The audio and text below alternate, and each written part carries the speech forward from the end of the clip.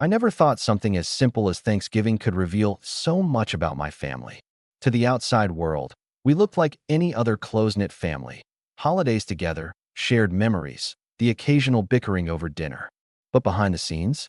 Well, that's a different story. One I'm finally ready to tell. My name's Caleb. I'm the middle child in a family of 5, which, let's be honest, often means I got overlooked. My older brother, Daniel, was always the golden child, the one who could do no wrong. Rachel, my younger sister, was the baby of the family, and while she might not have gotten the same amount of attention, she was spoiled in her own way. And then there was me, the one who just blended into the background, unnoticed by everyone. Thanksgiving this year was supposed to be different. Mom had told us a few weeks earlier that the holiday would be a bit more low-key this time around. We're cutting back, you know how it is, she said. With the budget issues and everything, we won't be doing a big feast, but we'll still make sure to spend the day together. It'll be nice. I didn't mind. I was used to the budget talk. In fact, I wanted to believe it. Maybe we could just have a quiet dinner at home, the 3 of us, and keep things simple. I thought it would be a good chance to actually spend time together as a family, without the usual drama of Rachel and Daniel fighting over who gets the last piece of turkey. But then, the day before Thanksgiving, I got a message from Mom. "Hey Caleb, we're going to cancel dinner tomorrow. Things are tight, and everyone is staying home. Hope you understand. We'll do something next year." I read the message twice, just to make sure I wasn't missing something. Cancel dinner? Wasn't that a little extreme? I mean, sure, money was tight, but we've had rough years before, and it was never a reason to just skip the holiday. But I thought, okay, whatever. If they don't want to do it, I'll just stay home and relax. I didn't think much of it after that, but as the evening rolled in, something about the whole situation felt off. Maybe it was because I knew how much Mom had loved Thanksgiving in the past. Maybe it was the odd way she worded the message, like she was trying to make sure I wouldn't question it. The next morning, I woke up to find my phone buzzing. Instagram. Rachel had posted a picture of a beautifully laid out dinner table. Candles, turkey, the works. The caption read, "So thankful for this family, red heart," and tagged Mom, Dad, and Daniel. My heart sank. I froze, staring at the picture, trying to make sense of what I was seeing. Rachel had been at Thanksgiving, a beautiful, perfect Thanksgiving dinner. Just like that.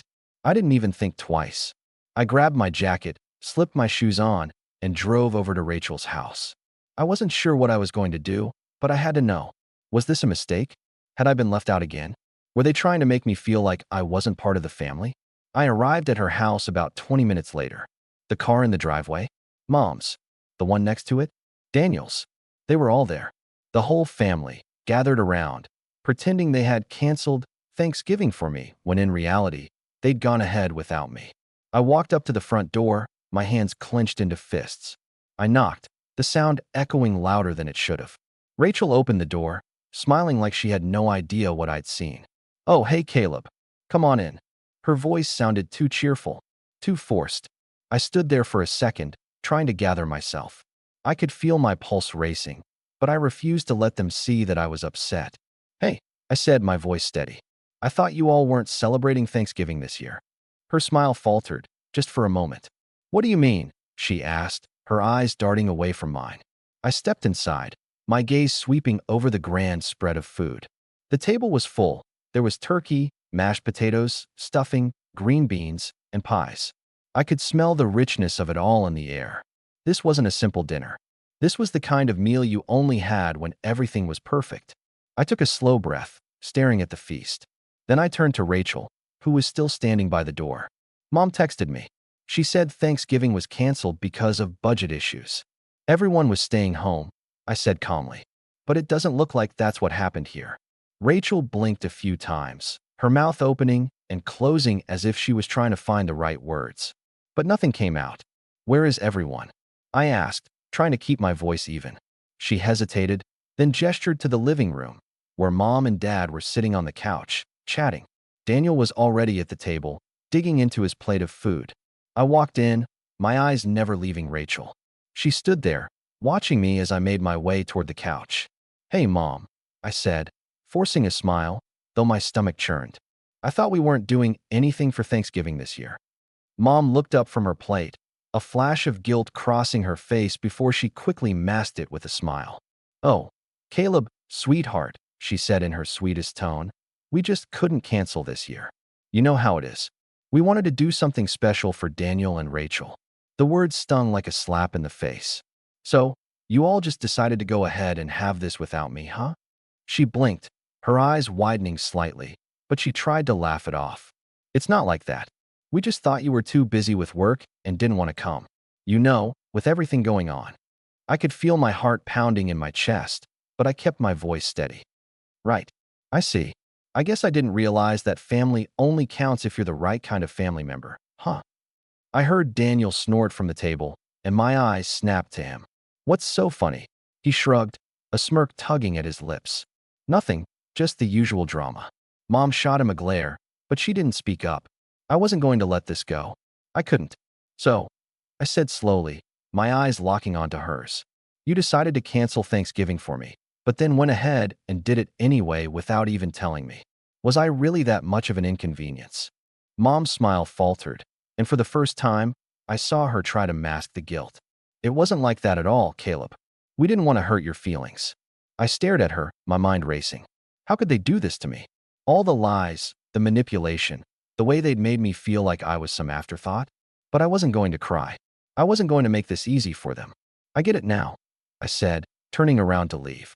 You don't want me here, but at least be honest about it next time. And just before I stepped out the door, I heard Rachel call after me. Caleb, wait. But I didn't turn around. And that was only the beginning. I didn't look back when I walked out the door. Honestly, I didn't even know where I was going at that point. I just needed air, space, to think. It wasn't just about Thanksgiving anymore. It wasn't just about being left out of a family dinner. It was the lies, the manipulation, the way they'd always acted like my time, my presence, wasn't worth as much as anyone else's. As I drove home, I could feel the weight of everything crashing down on me. I had been there for them for so long, helping with bills when Dad's work had slowed down, babysitting Rachel's kids every time she needed a break. I'd even taken out a loan to buy Mom and Dad the car they'd been eyeing for months, something they desperately needed since their old one was falling apart. They had been talking about it for a while, and I thought it would be a good way to show them I cared. But that day, as I sat in my car, the harsh reality of what they had done hit me like a punch to the gut. The car, no, the gift, suddenly felt like a mistake. Why should I continue helping people who so clearly didn't care about me? It was like I was invisible to them unless they needed something. And this Thanksgiving fiasco? It wasn't the first time they'd made me feel small. I made a decision right there. I wasn't going to buy that car anymore. I was done playing the role of the obedient son, the one who cleaned up their messes, the one they could always count on when things got tough. They could figure it out on their own for once. I picked up my phone and sent a text to the dealership. I had put a down payment on the car, but they hadn't processed the full paperwork yet. Cancel the order. I'm no longer interested in purchasing the car. I stared at the screen for a moment, the finality of it sinking in. It felt good, liberating even. For the first time, I felt like I was taking control of my life. They would have to figure things out like everyone else. The next day, Mom called me. I'd been expecting it. My phone lit up with her name, and I let it ring a few times before answering. Caleb, she said, her voice softer than it had been when I'd left the night before. What's going on? I haven't heard from you since yesterday. I didn't want to let my emotions get the best of me, but I could feel the anger rising in my chest. Oh, nothing much. Just thinking about things. There was a pause on the other end. I could hear her breathing, like she was trying to figure out how to handle this. I know things were a little tense last night, but we didn't mean to hurt your feelings. It's just that you're so busy all the time. We thought it was better not to make you feel guilty. I clenched my jaw. So you lied to me. You made me think we were all staying home. You didn't even invite me. I'm not stupid, Mom.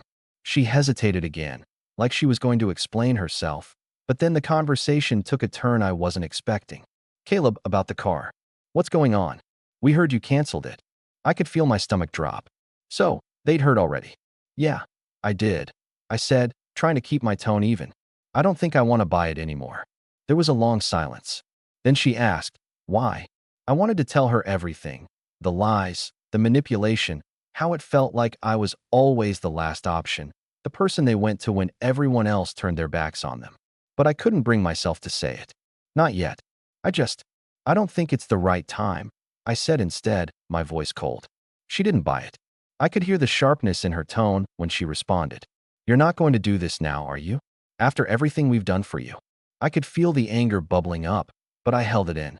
I had made a choice, and now I had to stick to it. I'm sorry, but I think it's better this way. Mom's voice cracked just slightly as she said, "You really don't want to help us anymore, do you?" I wasn't sure if I was more hurt or angry. It was like she was using guilt to manipulate me again, the same way she'd always done. But I wasn't falling for it. "No, I don't," I said, surprising even myself with the finality in my voice. "I'm done." There was another silence, but this one felt different. This one was heavy. When she spoke again, it wasn't the motherly, sweet tone she always used. It was sharper, more demanding. "You can't just throw everything away like this, Caleb. You owe us. We're family." I took a deep breath, trying to keep my composure. "I'm sorry, but I can't keep pretending everything's okay. You never asked if I wanted to be part of the family. You just expected me to be there when you needed me. And I'm done with it." The line went silent again, and for a moment, I thought she was going to hang up on me. But then, just as I was about to say something else, I heard her voice. "Fine, don't help us. But don't expect us to be there for you when you need something either." I almost laughed at that. "I guess we'll see, won't we?" And with that, I hung up the phone. I was done. It didn't take long for the fallout to begin. The next time I saw Mom and Dad, it was at a family gathering. It wasn't even a big event, just a random Sunday afternoon when they thought we could all get together to talk things through. But as soon as I walked in, I could tell something was off. Mom and Dad were sitting at the kitchen table, their eyes narrowed as they watched me walk in. Daniel and Rachel were already there, but they didn't look at me. "Caleb," Dad said, his voice stiff. "We need to talk." I didn't sit down. Instead, I stood by the door, arms crossed. "What is there to talk about?" Mom's voice was tight. "You've really let us down this time, Caleb. We thought you were the responsible one. We thought you understood family." I raised an eyebrow. "That's rich coming from you." Rachel scoffed from the side. "Don't start, Caleb. You're the one who's being dramatic." "You should have told us what was really going on, Caleb," Daniel added, his voice dripping with annoyance. "But no, you had to make everything about you." I felt my blood start to boil. How was I the one being selfish here? It wasn't me who had canceled the Thanksgiving dinner and lied about it. I didn't think I had to explain myself, I said, my tone icy. "But if you want the truth, I'm tired of being the one who cleans up your messes. I'm done being the fallback. I'm done." Mom's face twisted with something between guilt and anger. "You're being unreasonable." "I don't think so," I said. "You just don't like it when I stand up for myself, do you?" "Don't make this harder than it has to be," she snapped. "You'll regret this, Caleb. You're throwing everything away." "Everything." "I'm not throwing anything away," I said. "I'm just deciding to stop giving when I get nothing in return. But you'll figure that out when it's too late." And just like that, the walls between us were solidified. The days that followed felt like walking through thick fog. Every time I picked up my phone, there were missed calls, voicemails, and texts from Mom and Dad. They were desperate to get me back on their side, desperate to undo what I'd done. But the more they tried, the more I realized just how much they depended on me for their comfort, their stability. And I wasn't going to let that guilt trip me into returning to the same toxic pattern. One evening, a few days after that uncomfortable gathering at their house, I got a text from Mom. "We're so sorry, Caleb. We've been under a lot of stress lately. We just wanted to keep things simple. Can we talk?" I didn't respond. I stared at the text for what felt like an eternity, my thumb hovering over the keyboard. What was there to say? They hadn't changed. They never would. But still, the familiar pang of guilt twisted in my stomach. I'd always been the one to hold the family together, the one who kept things from falling apart. But now, standing firm in my decision, I ignored that nagging voice. The next morning, Mom showed up at my door. I wasn't surprised.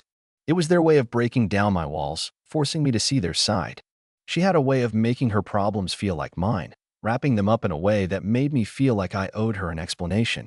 I opened the door, my arms crossed. "What's going on?" She looked tired and small. She forced a smile. "I just wanted to come and talk. I know you're upset, but we can work through this. Please, Caleb. We're your family. We need you." I couldn't believe how easily she slid into her victim role, but I didn't let it show. "You need me? Is that how you see it?" Her eyes welled up. "You've always been the one who understood, Caleb. You were the one I could count on when everything else fell apart. But now you're shutting me out, and I don't understand why." The word stung, but I couldn't let her win this time. "Maybe it's because you've never really seen me. You've always used me, my time, my money, my effort, like I'm just supposed to drop everything when you need something. I'm tired of being your safety net, Mom. She wiped her eyes, a slow tear sliding down her cheek. Please, Caleb. I'm not trying to use you. I just, I don't know how to handle everything anymore. The bills, your dad's health. It's too much for me. I just want things to be like they were. I miss my son. I almost gave in. I could see it, the desperation, the fear of losing me. It was all right there, in the way she clung to her words, in the way she made everything sound like it was falling apart without me. But I had to remind myself of what I had already seen. The games, the manipulation, the way they always made me feel like I was the one who had to hold it all together. No, Mom, I said, shaking my head. You don't get it. This isn't about me. It's about you and the way you treat me. You only see me when it's convenient for you. I'm not just your backup plan anymore. I can't be. Her expression faltered. I could tell it hurt her, but I couldn't care anymore. This wasn't about fixing her. This was about fixing me. But she didn't back off. Instead, she tried a different tactic. Please, Caleb. You know we've always taken care of you. And now, when we need you most, you're turning your back on us. Is this really how you want things to be? It wasn't lost on me that the "we've always taken care of you" line was the same one she had always used when she needed me to bend. It was a guilt trap, a way to make me feel like I owed them, even though I was the one who'd been there through thick and thin. And then, just when I thought she couldn't pull out any more stops, she dropped the bomb. Your dad, he's really struggling, Caleb.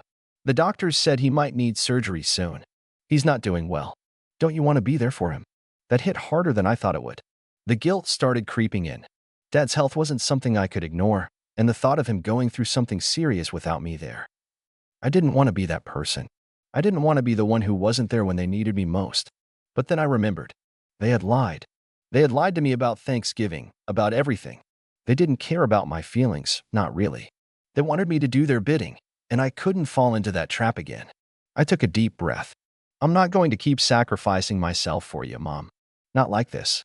I've been through this before, and I'm not doing it again. If you want to fix things, you're going to have to do it without me. Her face turned pale. She had nothing left to say, no more cards to play. Her hand had been exposed, and she knew it. She stood there for a moment, and for a second, I thought she might just break down and beg me to help. But she didn't. Instead, she straightened up, her posture stiffening. Fine, if that's what you want. Just don't come crying to me when you need something. Don't expect me to be there when you realize you've thrown everything away. I stared at her, my chest tight. I already made my decision. With that, she turned and walked away. But before she left, she gave me one last look, one last, desperate glance, as if she were hoping I'd change my mind. I didn't. The days after that felt like I was walking a tightrope, balancing between the guilt of cutting ties and the relief of finally standing up for myself. But it didn't take long for me to realize they weren't done yet. A few days later, Rachel called me. Caleb, you've really screwed things up. Mom and Dad are in pieces right now. You're breaking their hearts. Are you really going to keep pushing them away? I couldn't help but roll my eyes. Rachel, you know exactly what's going on. You've always been part of this. You've watched it happen. But I'm done. I'm not their backup anymore. Don't you dare hang this over us, Rachel snapped. They've always been there for you. You can't just throw everything away because you're mad about Thanksgiving. I'm not just mad about Thanksgiving, Rachel, I said, my voice firm. I'm done being manipulated. You don't get to treat me like I'm nothing and then expect me to show up when it's convenient for you. She was silent for a moment, probably taken aback by my tone. You're making a huge mistake, Caleb. Just wait. You'll see. And I did. I saw exactly what was coming next. They weren't going to give up so easily. The desperation would only get worse, and I wasn't sure I was ready for it. But I had made my choice. I wasn't turning back. Not this time. The next few weeks were a blur of texts, calls, and unexpected visits from family members. Everyone had an opinion. Everyone had something to say about my decision, but none of them really understood what it was like to always be the one holding everything together. It was exhausting. They had all expected me to just keep coming back, to fold when things got tough. But I wasn't going to.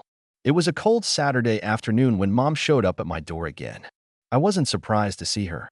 She had this way of just showing up, no warning, no preparation. It was like she thought if she kept pushing, I'd eventually give in. I opened the door, and for a moment, neither of us said anything. I could see it in her eyes, this strange mix of anger, hurt, And something else, desperation. She took a deep breath and spoke, her voice cracking slightly. I can't do this, Caleb. I can't keep pretending like everything's fine. Your dad's health is getting worse, and I don't know what I'm supposed to do anymore. I'm sorry. I know we've messed up, but you're my son. I need you. It felt like a punch to the gut. The old me would have folded.